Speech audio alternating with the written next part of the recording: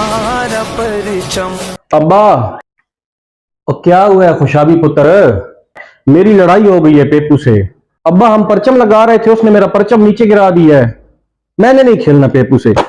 ओ खुशाबी पुत्र, ओ मेरे पुत्र, और जिस मुल्क में इंसानियत गिर जाए, जिस मुल्क में शराफत गिर जाए, जिस मुल्क में मेरा पुत्र औरत की इज्जत, मर्द की गैरत, इंसाफ, ईमानदारी, गरीब की गुर्बत और जिस मुल्क की अखलाकियात गिर जाए मेरे पुत्र, तुम वहां पे इस कपड़े के झंडे के गिरने की वजह से आपस में लड़ पड़े हो यार।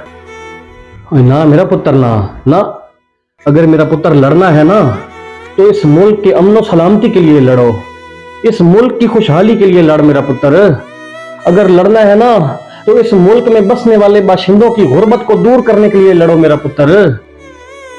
ओ खुशाबी पुत्र, अगर लड़ना है तो इस झंडे को ऊपर उठाने की बजाय इस मुल्क को ऊपर उठाने के लिए लड़ मेरा पुत्र।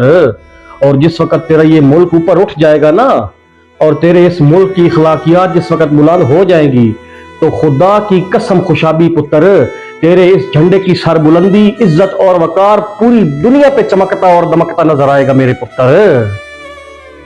इधर मुझे दे झंडा, मैं तेरे साथ छत पे लगवाता हूं।